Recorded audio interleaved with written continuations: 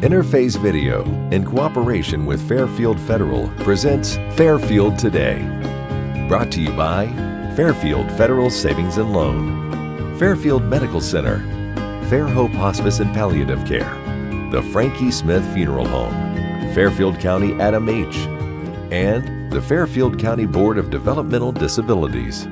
Hello friends, and welcome to Fairfield Today. Paul Jackson with you. Welcome to, again, 2026. A couple of shows under our belt here. We're getting underway, and always a good way, I think. And certainly we want to thank all the good folks here at Fairfield Federal for allowing us to begin another year of 2026.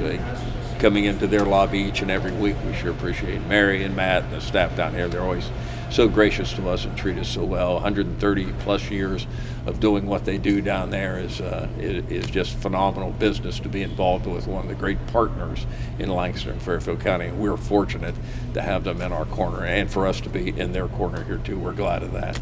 Let's get 2026 underway here. One of our earlier shows, we always like to kind of wrap things up for 2025, look at 26. Where would be a better way to go than with the Mayor of Lancaster, Don McDaniel. Welcome, Mayor. Thanks for having me, Paul. Sure, always a pleasure. 2026, we're moving forward, getting things done. Still got scaffolding on the building across the street from us here. Things still happening there, but when we look at 2025, it's been a pretty significant year for Lancaster. Yeah, a lot going on in Lancaster, as you know. You mentioned the scaffolding next door. That is at City Hall is undergoing a $7 million external renovation. It's going to be restored to the look and character of 1897, so there's a lot going on over there. Sandstone's being restored, roof, clock and bell towers being replaced and will be running and operational. Just a total exterior renovation, and looking for that project to end sometime in October of next year. Really? So almost an entire year yet to go. It's a big project. And is it kind of interior stuff now? Interior, the only thing, we're getting a new elevator because we have a 1960 style elevator that works when it wants to. So the elevator is going to be replaced, and then we're going to take repairs inside on a case-by-case basis. But yes, interior, we'll see some updates, but it's not part of this project. How long has this been going on now? I think we're 4 months into it. And I'm sure at times it seems much longer than 4 months. What's it been like to be in there in the offices? And I'm sure there every now and then might be a little sound or something you might hear. Yeah, they're quite busy and it can get loud, but it's part of a necessary project. Yeah, well, it's going to look great. So congratulations on that. A very visible sign. It's exciting. Yes. Oh yeah, I'm sure it is to be moving forward on that. How about 2025? What would you say?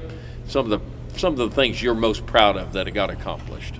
Well, I think the biggest thing, the most noticeable thing for the community is the water plant. It's in the. It's a wow moment. Corner of 6th and Memorial Drive, sitting in what used to be part of Miller Park. That was a $95 million project, a necessary part of preparing for the future. The ribbon cutting was in November, and it is up and running, and staff has relocated to that location. And we're still operating the old plant. There's part of a changeover that takes place, but that project's pretty exciting. The Google development is going on the far west side. Construction's still ongoing out there. Part of a multi-million-dollar investment into the community. Serba Solutions on Commerce Street out east, Quarry Road area. $100 million investment out there in jobs and technology in the future. Battery recycling, a necessary part of the future for America. Some technology that's brand new and allows them to recover the rare earth materials you hear talked about on the news. That'll be happening right here on the east side of Lancaster. Batteries and rare earth, those are buzzwords you hear. There's very few days that you don't hear something about either of those. Yeah, it's a major undertaking, and of course we're going to benefit from higher paying jobs and additional jobs that we currently don't have, and that project's underway right now. Well, you know, you're the mayor here, so obviously you're pro Lancaster, and we get that. But what do you think is kind of one of the bigger, and there are a lot of selling points, I think we know that. Why would you want to come to Lancaster and open a business, bring productions, bring businesses to Lancaster. But is there anything you can put your finger on, you think, why some big businesses have found Lancaster just a great place to come? I think Lancaster is part of the greater Central Ohio community. We're the Fairfield County's fourth fastest growing county in the state. Access to highways, access to a workforce, access to other businesses nearby that kind of complement your business and industry. But I think it's just the general growth of Central Ohio, and we're benefiting from being in a good location. We also have some resources. I mentioned the water plant. Lancaster have an abundance of water and other utilities too. Our own gas department. We can provide services that some communities can't necessarily provide as easily as we can. So I think it's a prime location for business. Do you think the 33 corridor access to Columbus rapidly is a plus? Absolutely. I think that is one of the, we've had feedback from others that the bypass and the access to the bypass and the access to a quick route north and south was a reason that they chose Lancaster. Your supply chain's out there, it's got to get here. It needs good roads and access, and that exists right here. So we benefit from location, we benefit from ample utilities, and we benefit from a workforce that's available.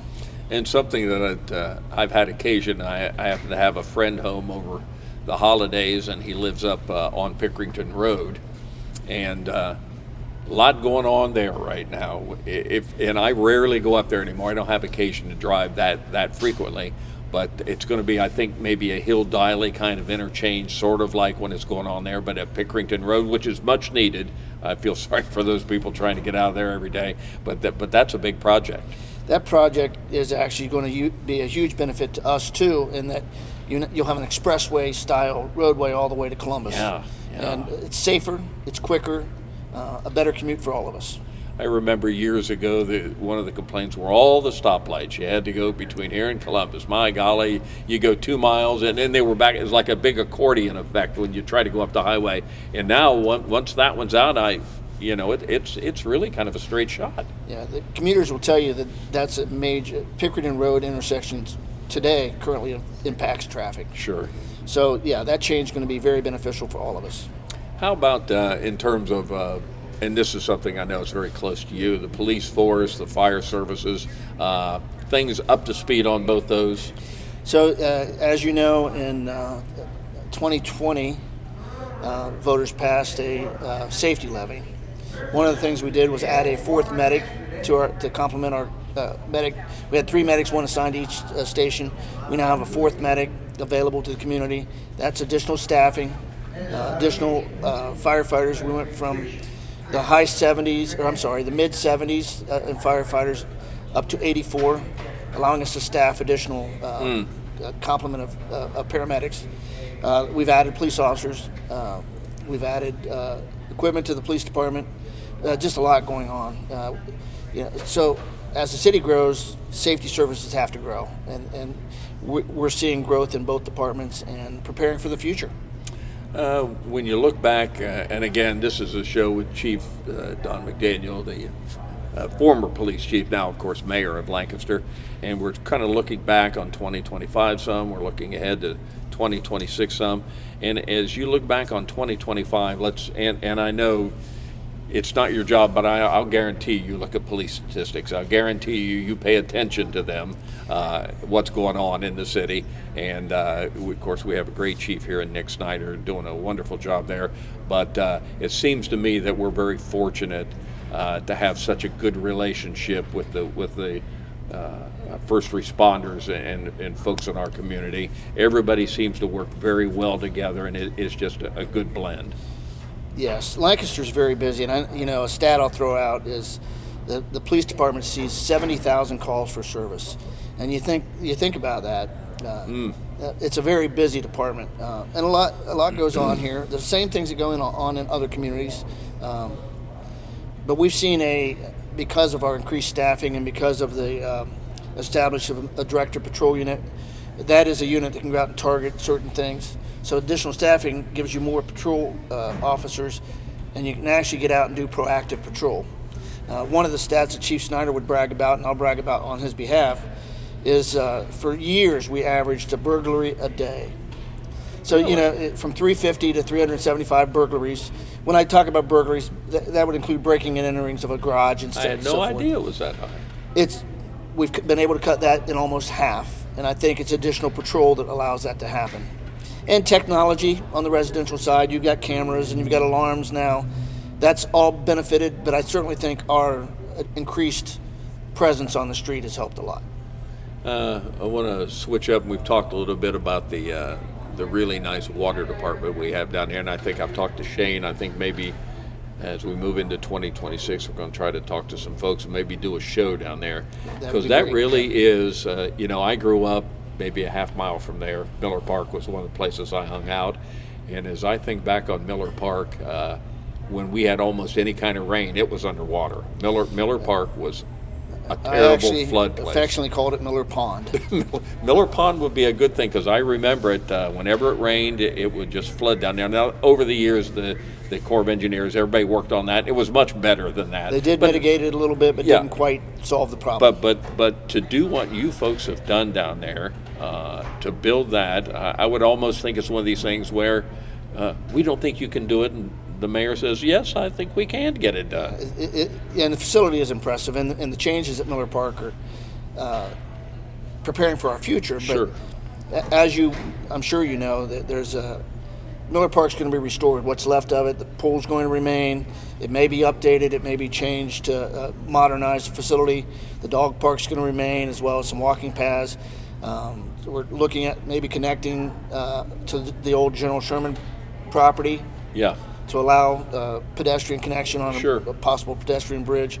So there's a lot of opportunities for that park and for the future. And then I've seen something, I think Mike Lieber has a project with Yes. Rotary that's, and the McGee's have a project down there that kind of works with them, but there's going to be like an all abilities kind of a thing down there, sort of like Hunter Trace out there, but it's really going to enhance and just increase the value of that whole. I've seen pictures of what it could Yes. look like, and it's pretty amazing. Yeah. Rotary, as well as McGee family and others, as well as a project specifically for an all-access ball diamond. Yes. That project is funded. The all-access playground, which will be similar to the one at Hunter Trace, but Right. it'll actually be larger and have more opportunities for Yeah. people to use it. Rotary's funding that, so you'll have the Rotary playground and the all-access ball diamond, all part of the future of Miller Park. I've seen some, almost some animation drawings. This has been a year or so ago. I saw some things where what the future might look like when they were back, maybe a couple years ago, and they were talking about building this thing down there, and it was almost magical how Miller Park was going to come from what it was to what it could be. Yeah, it'll be transformed into a modern recreational facility with a lot of amenities that we don't have in Lancaster. Sure. When you look at 2026 and you look ahead, Mayor, anything you're looking forward to, some of the challenges maybe that are out there? Well, we've got a lot of growth. One commercial asset that I'm excited for, Chick-fil-A, is under construction.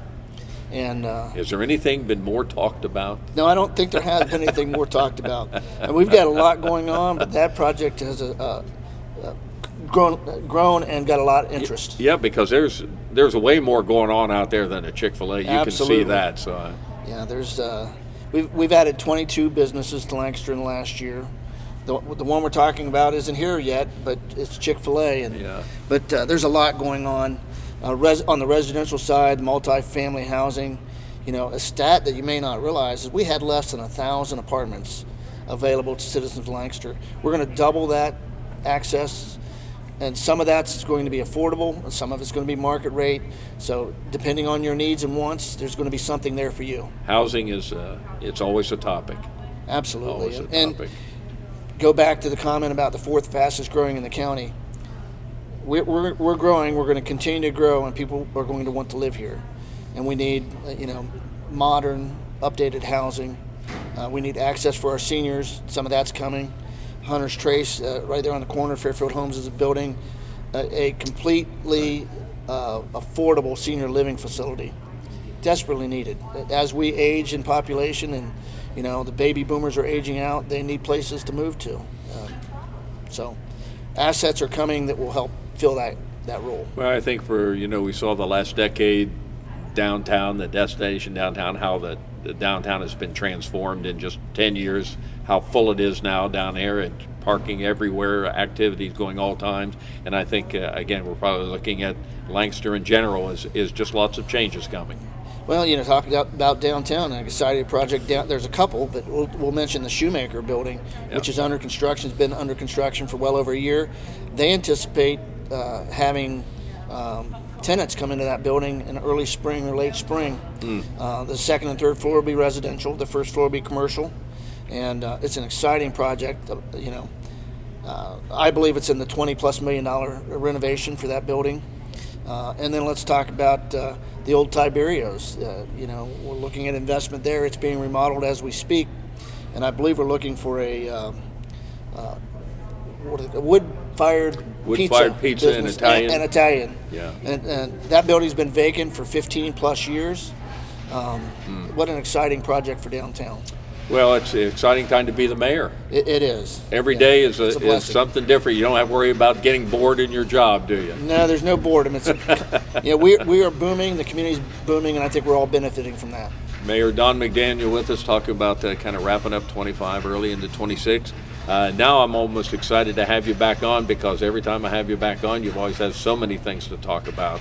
We'll need to talk about 2026 and what's going on in 2026. I'm excited. Thanks for what you're doing and kind of heading it up, the city council and everybody working together to do this. Thanks. We're looking forward to a fun year. Yeah, thank you for having me. Mayor Don McDaniel. We'll be back in just a moment. At Fairfield Federal, we believe true prosperity is shared. For 130 years, Fairfield Federal has invested in the community that built us. From supporting businesses that employ our neighbors, empowering the initiatives that strengthen our community, and serving generations of families, Fairfield Federal is proud to share this milestone of progress with our hometown. Fairfield Federal is your place for checking, savings, and home loans. Member FDIC, Equal Housing Lender, NMLS number 402612.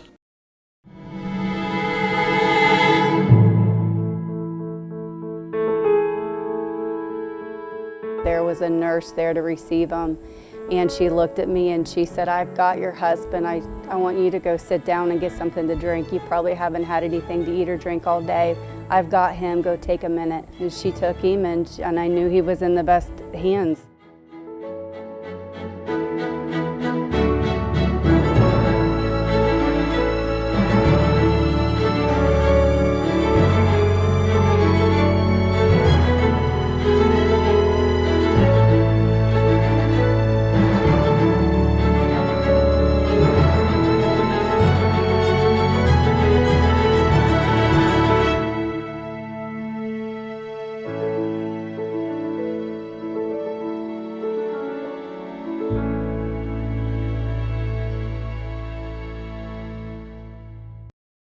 Happy New Year from all of us at Fairfield DD. As we kick off 2026, we're excited to keep building partnerships and working together to move as one to promote greater independence for everyone we support. And coming up in March, it's Developmental Disabilities Awareness Month. We'll be out in the community with events that celebrate inclusion and remind us that every person matters. To kick things off, we're teaming up with our friends at GeoPro for a special event you won't want to miss. Follow Fairfield DD on social media and check our website for all the details. We can't wait to see you there. It is so important for families to feel comfortable and safe when they call, because oftentimes that first phone call, even picking up the phone physically and just dialing that number, is very hard. You're asking for something that is a very difficult and private decision, and so we want everyone to feel comfortable and safe that you pick up that phone, you make that phone call, and let us just guide you and lead you where you want. And then you can make an informed decision about what's best for you and your family. The Frankie Smith Funeral Home and Crematory in Lancaster and the Johnson Smith Funeral Home in Baltimore have a long and wonderful history of serving our community. Feel free to give us a call at 740-653-0652. Stop in and see us at either of our two locations, 405 North Columbus Street in Lancaster and 207 South Main Street in Baltimore. Respect for tradition, regard for change. Welcome back to Fairfield Today. Sure want to thank the mayor, Don McDaniel, for being on and kind of giving us a what 2025 was like, what we can look a little bit at 2026. Lots of wonderful things have gone on here in Lancaster, Fairfield County, so thank the mayor for that. And moving on, we're going to talk about the new year, 2026, with probably, the two biggest events, certainly in Fairfield County, are the Fairfield County Fair and the Lancaster Festival. And I think we can chat about the Lancaster Festival with our guest today, and that is the Executive Director, Deb Connell. Deb, welcome. Hi, Paul. Thanks for having me back. A unique, and that's a word, 2025 for the Lancaster Festival, unlike, and you've had some rough festivals, I will say that. You've taken on a lot in your tenure here. I will say that. You've had a lot, girl, on you. Yeah, I'm starting to wonder if I'm cursed. But I think we all know what happened at and it affected a lot of people in different ways, but the Lancaster Festival was just pretty much annihilated with this big rainstorm we had on that first Saturday night out there, and then continued into Sunday, and then it became what it became. So let's talk a little bit about this. Okay. That was unbelievable. I mean, I was out there on that Saturday night, and I evacuated like smartly. You had everybody get the heck out of Dodge, but I'd never seen anything like that. Yeah, and I have to 100% give credit for evacuating all of us at the exact right time. Call, exactly. To John Coaches and Garrett Blevins at Fairfield County EMA. They called me, and of course I said, "No, really, we don't need to evacuate, do we?" Come on, guys. Our rule between them and myself and the board is if there's lightning, sure, it'd be too dangerous to have patrons there. So we evacuated for lightning, not knowing that it was going to turn into what it was. But I am very thankful that everybody got off of the field at the right time. Because, as you know, things got worse and worse and worse as the evening went on. Well, and as bad as it was, and it was certainly horrible for that day, the next day, and for the next week or so, it certainly could have been much worse had not some of the correct decisions that were made by you and the board and the EMA people. Those turned out to be exactly the right calls. It was, and I of all things that were lost and damaged, I'm really glad that we did not lose any lives. Oh, because it could have happened very easily. I mean, it's up to maybe it wasn't that high on me, but some people's probably up to their knees out there running around. So I get that. Yes. So maybe just talk. What kind of loss are we talking? Is the band shell good? The band shell is good. Good. Right now, what the site looks like right now is we don't have any water, we don't have any electricity. A lot of our equipment just washed away. Now, there was a lot of stuff under the stage, right? Is yes. the stage good? Was it solid? Stage is great. Okay. I'm so thankful that we have that, brand new stage that we invested in several years ago now, because it did not move an inch, which is amazing. We managed to get, so Gary LeVox was our guest artist that night, and of course, all of their equipment was already on the stage, so we did manage to get most of his equipment off the stage before the final flooding happened. It's been a really difficult year for the festival. We did the right thing and offered refunds to people because they had purchased their tickets for the whole season, and we had to cancel the rest of the season at that location, and that was the right thing to do, but what it left us with was very little revenue and all of the expenses. The artists still get paid. Of course the staff had extra hours trying to get things even just cleaned up and put away, so it has left us in a serious bad position financially. But we will be back. That's the great news is there will be a 2026 festival. Right now, this month, we are launching a recovery campaign, of course, because the show must go on. That's the theme for the whole campaign. Perfect. And we're, asking the community, the people that love the festival, to invest in the festival to keep us going. Now, how can they do that? You can call the office. They can go on our website. There's a donation platform on our website. And if you want any more information, you can go to the website, which has the information there, but they can always call the office and talk directly to me. I can give people more details and exactly what we're looking at. Really to make the festival whole again and have the funds to go forward the way that we have in the past. We're looking at $1 million loss. The insurance that we have covered a very, very small portion of that. We heard all kind of wacky rumors coming out about that. The insurance that we have does not cover any lost revenue, and it only covers certain items that we own. Doesn't cover everything. Flood insurance is very strange. So there's a lot of other people's items that were damaged that we, feel responsible for.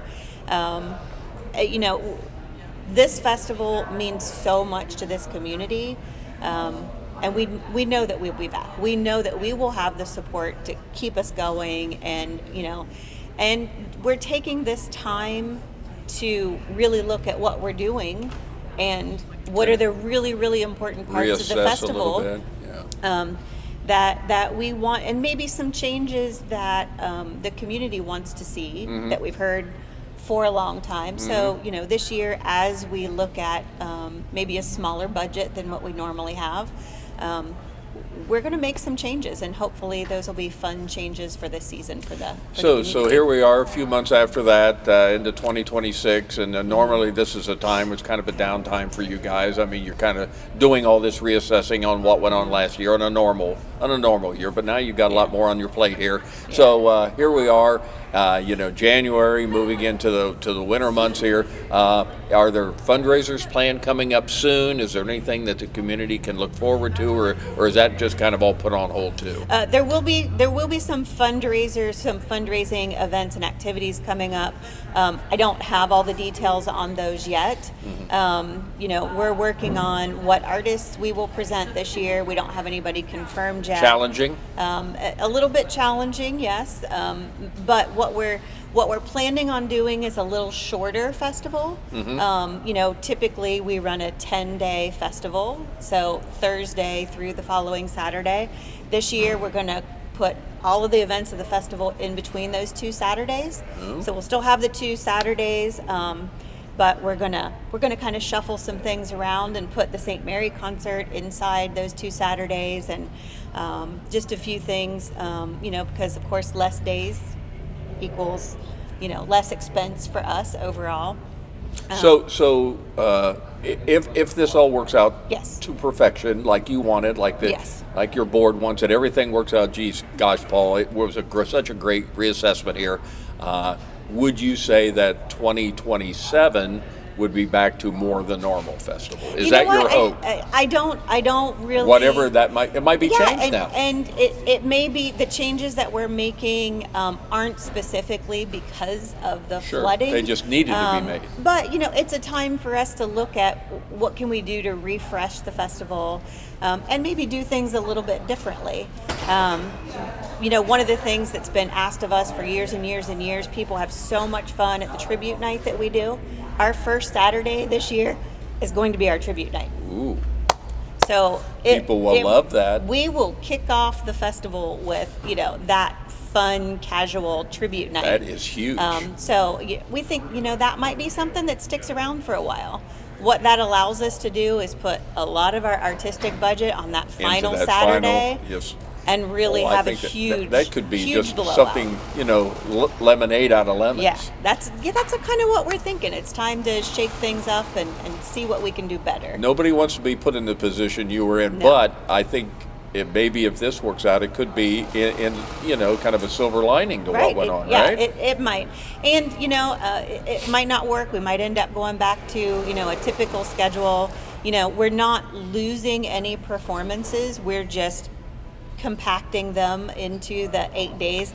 A lot of people have said 10 days is too long. They get really tired by the end of the festival, and unless my memory fails me, and I won't say that that's entirely possible, but it does seem to me when we had Christian Badia in those early days, it seems to me that the festival was 2 weeks. It was too well. It was 12 days. At Maybe one it opened point. like a Monday or Yeah. a Tuesday. Yeah. I thought that was long. Yeah. You know, It and then was long. And then it was got long. revised, and everybody was good Yeah. with Thursday and St. Mary's and all that. But things change. Yeah. Things Things- happen. Maybe things- this is the reset. Yeah, things do change, and we're not losing our orchestra. That's a rumor that's out there. Really?